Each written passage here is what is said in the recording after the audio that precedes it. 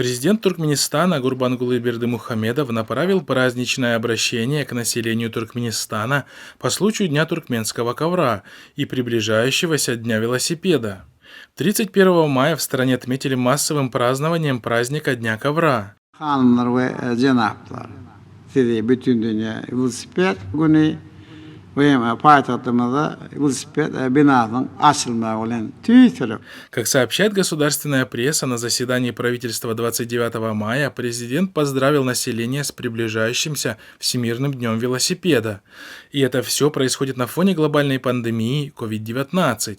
Несмотря на рекомендации Всемирной организации здравоохранения о необходимости соблюдения социального дистанцирования, 7 апреля Туркменистан отметил Всемирный день здоровья велосипедным маршем, охватившим всю территорию страны с участием 7 тысяч человек.